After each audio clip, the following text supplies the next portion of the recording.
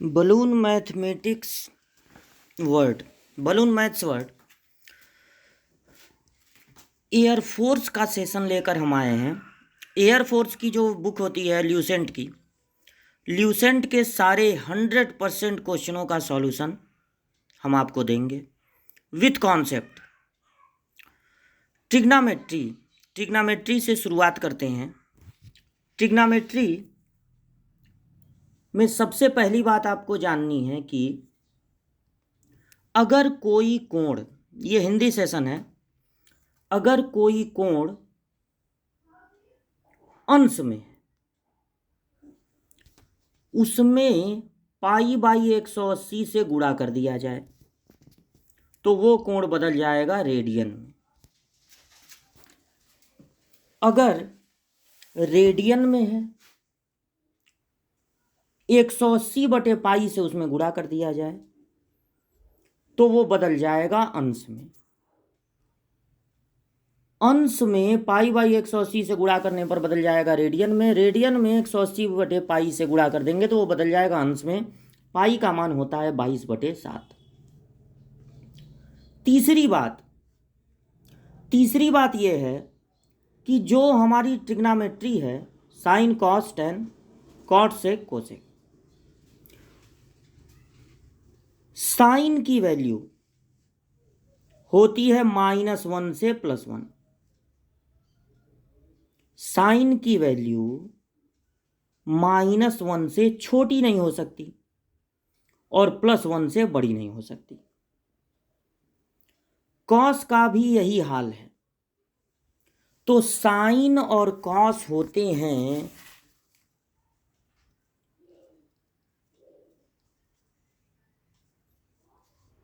-1 से +1। साइन की minimum value कोई आपसे पूछे तो कितना बताएंगे? -1। कॉस की मिनिमम वैल्यू कितना बताएंगे? -1। साइन की मैक्सिमम वैल्यू पूछे तो कितना बताएंगे? +1। कॉस की मैक्सिमम वैल्यू पूछे तो बताएंगे +1। लेकिन जो और ट्रिग्नोमेट्री हैं, जैसे कि साइन का उल्टा कोसेक, कोसेक की वैल्यू होती है -1 से, इधर पीछे आइए, -∞, मतलब इसको कहेंगे -∞ से -1 तक कोसेक की वैल्यू हो सकती है। और या फिर होगी 1 से लेकर इन्फिनिटी तक, मतलब -1 और 1 के बीच में जितने नंबर आते हैं 1/2, 0.6, 0.7, 0, ये सब कोसेक की वैल्यू कभी नहीं हो सकती। यही हाल कॉस के उल्टा सेक का भी है। तो यानी कि हम लोग ये कह सकते हैं कि कोसेक और सेक, इनकी वैल्यू होती है -∞ से -1 तक। 1 हो सकती है, लेकिन कोई भी वैल्यू एग्जैक्ट -∞ के इक्वल नहीं होती। एग्जैक्ट -∞ कुछ होता ही नहीं है। यूनियन 1 से लगाए इन्फिनिटी तक, +1 से लगाए इन्फिनिटी तक, 1 के तरफ लगेगा बड़ा कोष्टक जो बताएगा कि वैल्यू 1 भी शामिल है, 1 भी शामिल है। और इन्फिनिटी और -∞ की तरफ कभी बड़ा ब्रैकेट नहीं लगता। तो साइन की वैल्यू हो गई -1 से +1, कॉस की वैल्यू हो गई -1 से +1, कोसेक की वैल्यू हो गई -∞ से -1 यूनियन 1 से इन्फिनिटी। टेन और कॉट की जो वैल्यू है वो कोई भी रियल नंबर हो सकती है। टेन का कोई नखड़ा नहीं है कि हमारी ये वैल्यू होगी तो ये वैल्यू नहीं होगी। -∞ से +∞ के बीच में जितने भी रियल नंबर आते हैं टेन की वैल्यू हो सकती है, टेन की वैल्यू हो सकती है। अगर आप इस पर फर्दर और डिस्कस करना चाहें कि क्यों ऐसा है, क्यों साइन की वैल्यू -1 से +1 ही होती है, तो ये भी आपको बताया जा सकता है। देखिए साइन एक्चुअल में क्या होता है साइन होता है साइन थीटा लंब बटे कर्ण।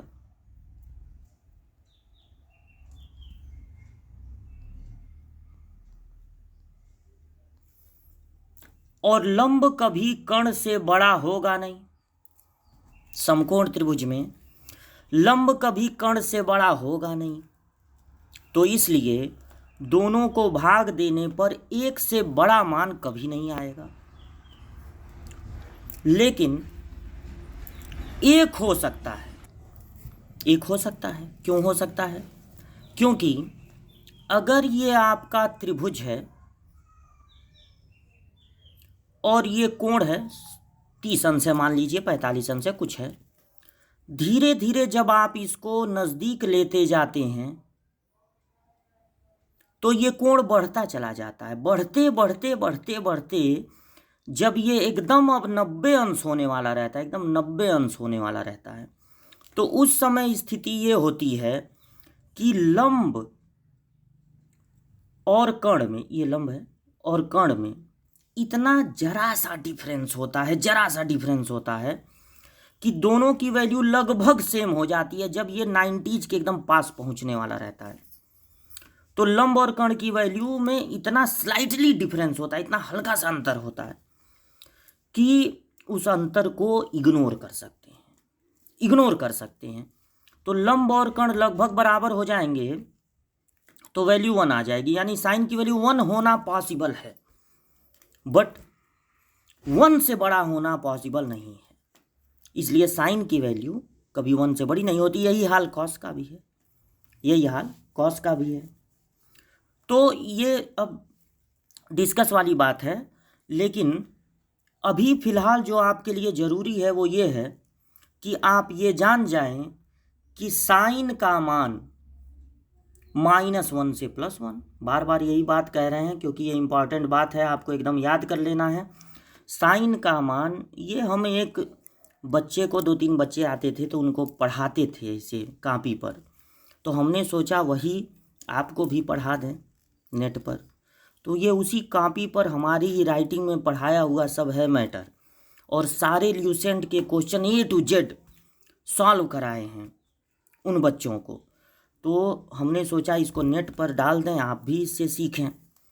तो इसलिए ये ऐसा है, थोड़ा सा आपको एडजस्ट करना पड़ेगा कि बहुत बढ़िया प्रिंट नहीं है, लेकिन फिर भी जानकारी वाली चीज़ है तो थोड़ा ध्यान से देखेंगे तो समझ में आएगा। अच्छा, चौथी बात जो ज़रूरी है, चौथी बात जो ज़रूरी है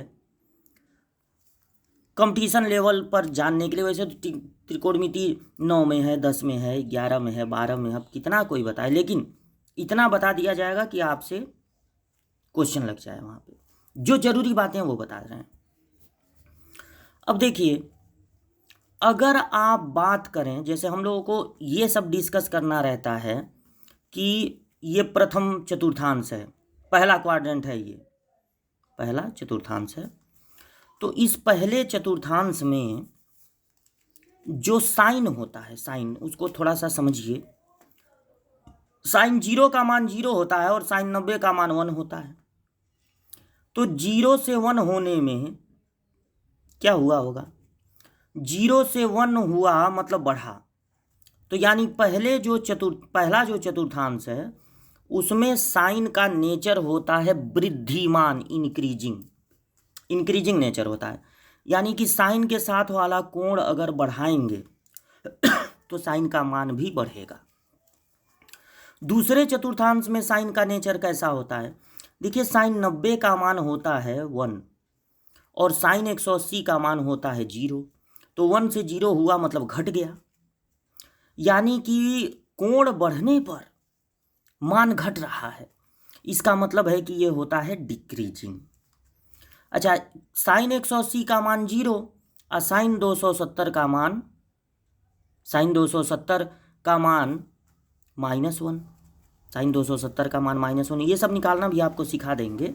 अभी फ़िलहाल याद कर लीजिए कि साइन 270 का मान -1 होता है। तो 0 से -1 हुआ, बढ़ा कि घटा?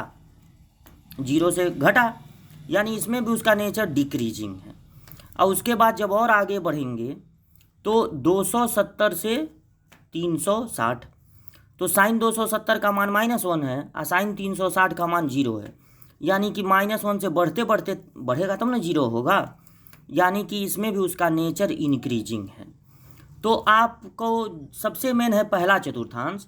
पहले चतुर्थांश में साइन का नेचर होता है वृद्धिमान, यानी कोण बढ़ने पर साइन का मान बढ़ता है। अब कॉस को समझ लीजिए।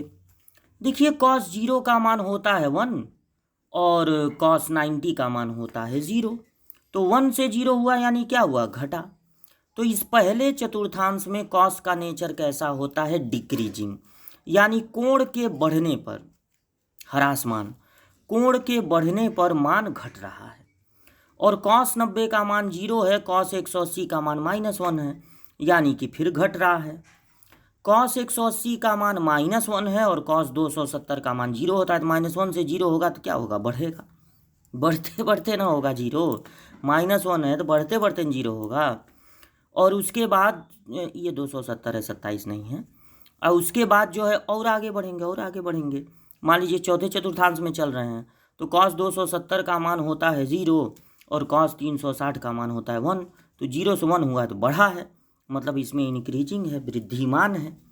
तो इस तरह से साइन और कॉस के बारे में आपको बताया गया कि साइन और कॉस का जो मान है वो किस चतुर्थांश में किस तरह का बिहेवियर दिखाता है। छठवीं बात जो आपको जाननी है, अगर एक टर्म साइन वाला है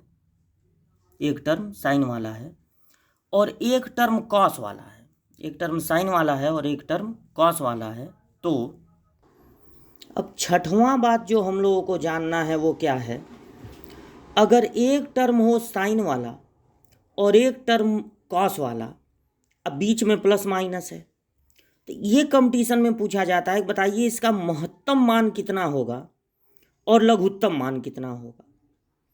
तो महत्तम मान याद कर लीजिए, रूट में a² + b², यानी रूट में साइन के गुणांक का वर्ग प्लस कॉस के गुणांक का वर्ग। और न्यूनतम मान इसी को माइनस में ले लेंगे, यहाँ पर माइनस में ले लेंगे, वो हो जाएगा न्यूनतम मान। तो इसको याद कर लीजिए फार्मूले की तरह। अब मान लीजिए क्वेश्चन पूछा गया कि 3 sin थीटा 4 cos थीटा और -10, इसका महत्तम और लघुत्तम मान ज्ञात कीजिए। महत्तम लघुत्तम मान ज्ञात करना है। तो अगर महत्तम मान ज्ञात करना है तो देखिए हम लोग क्या करेंगे, महत्तम मान ज्ञात करने के लिए रूट में साइन के गुणांक का वर्ग प्लस कॉस के गुणांक का वर्ग, इसको प्लस में ले लेंगे। और न्यूनतम मान ज्ञात करने के लिए इसी चीज को माइनस में ले लेंगे। अब -10 यहां पर है ही, -10 यहां पर है ही, इसका मान 5 आ रहा है क्योंकि 25 का वर्गमूल 5, इसका मान -5 आ रहा है। तो इस तरह से 5 में से 10 घटेगा तो आएगा -5, और -5 और -10 मिलके हो जाएंगे -15। इसका मतलब है कि महत्तम मान इस दिए गए फलन का -5 होगा और न्यूनतम मान होगा -15। अब यहाँ से एक्सरसाइज के क्वेश्चन हैं, तो यही इतना कॉन्सेप्ट आपको जानना था। अब अगली वीडियो में ल्यूसेंट के सारे क्वेश्चन का सॉल्यूशन हम लोग लगाएंगे।